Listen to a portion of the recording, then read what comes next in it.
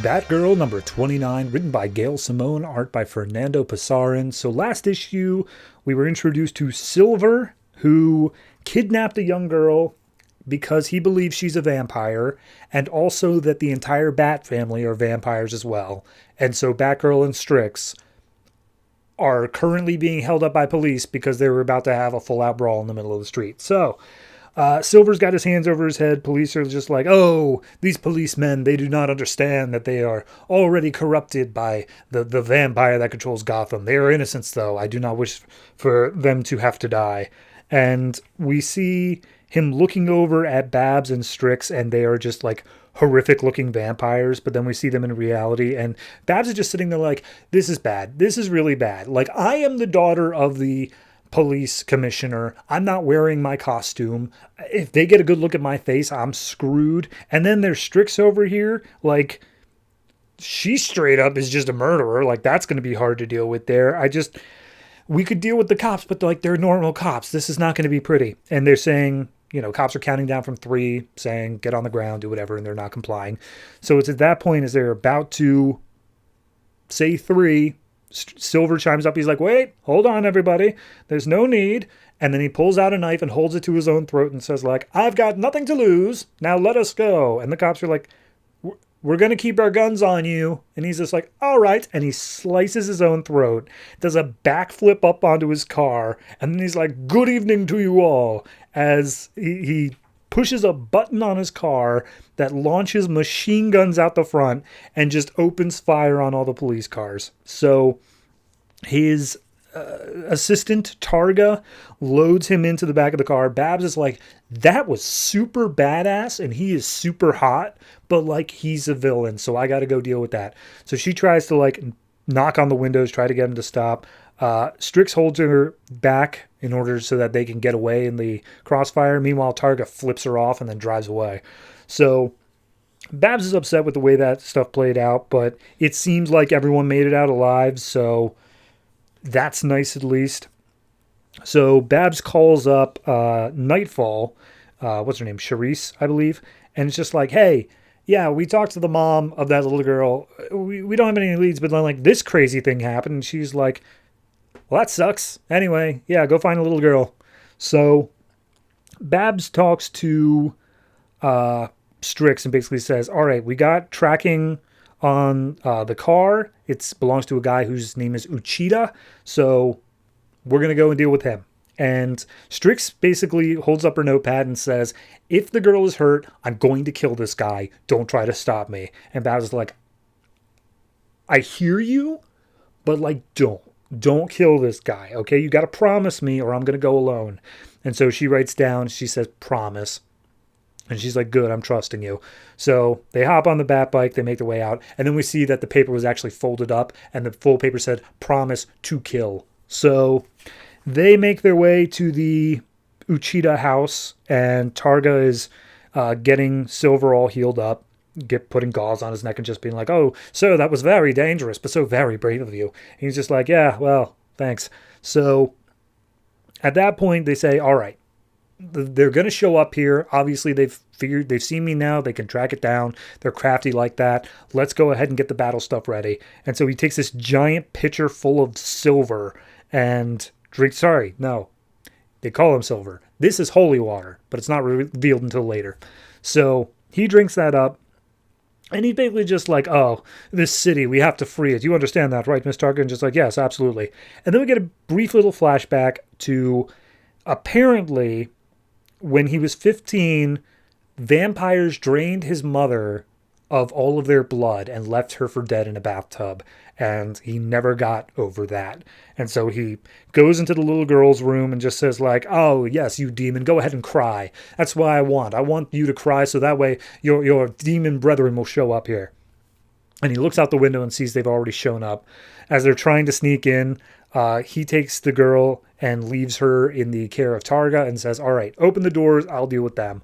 So doors just open up. Babs is like, all right, this is clearly a trap, but let's see what we can do here. And they walk in and he's just like, hello, my name is Uchida. You killed my mother. Prepare to die. And we see through his vision again, he sees them as like full vampire freaks. And they're just like, dude, we're not vampires. I don't know why you keep thinking this. But Strix is so pissed off. She launches in and immediately tries to attack the guy. However, he's so good, he's actually able to land a hit on her. He like puts a knife to her stomach and manages to get a good slash off. And Batgirl's like, all right, no one messes with my partner. So she throws a batarang into his shoulder. They continue fighting for a little bit. And we see that Strix manages to get Uchida down and is like edging for the killing blow. And Babs is like, hey, you promised, let him go. And she's like, no. And so Babs punches Strix in the face and says, I'm sorry, but you left me no choice there. And then Uchida starts to get up and Babs just knocks him down as well. And Babs is like, if I help you up, are you going to kill me? And she's like, I don't know. And she helps her up anyway. And they start interrogating Uchida. And they're like, dude, what's up, man? Why do you think we're vampires? There's no such thing as vampires. What's going on? And he starts to explain about his mother. And then Babs has to make the point of like, look, your mother slit her wrists in the bathtub. And she was left there long enough that all of the blood like went down the drain. She committed suicide. There were no vampires. And Silver's clearly having trouble dealing with this, but we see the little girl comes out around the corner and she's like, oh, can I go home now? And she's just like, oh, yes, no, totally. I'm here to take you to your mommy. And then Silver's like, well, hold on. Where's my assistant? How did you get away from her? She's highly trained. Also, what's that on your face? It kind of looks like blood.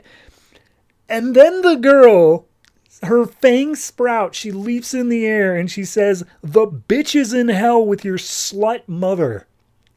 And so she bites into Silver's neck and Babs like drags the little girl off of him. And she's like, okay, this girl's a vampire.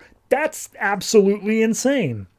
So they got the girl at Strix's sword point, and she's like, oh, I'm going to kill you all, just like I killed my father. And then Andrew Bennett from Vampire Lord, walks in through the door and it's just like, hey, everybody, sorry, this one got away from me. Hey, sissy, I'm going to take you back now. I take responsibility for her. Sorry about this. Just picks her up and starts like taking her to the door. And that's where Silver's like, oh, but Mr. Bennett, who I'm very familiar with, she drank my blood, which has a whole bunch of holy water in it. So then Sissy just explodes into flames in Andrew's arms. And he's like, all right, well, never mind then. And that's when Targa comes out being like, hey, I'm still alive, by the way. She just knocked me out. So Andrew Bennett disappears into a cloud of bats saying, we'll meet again, Silver. And Silver's like, oh, I guarantee it. And then he disappears into a cloud of smoke. And Babs and Strix are just looking at each other like, all right, this one got a bit away from us. Let's promise we're not going to deal with any supernatural stuff like that again. Agreed? And Strix is like, yeah, totally. And that's just where the issue ends. I love this.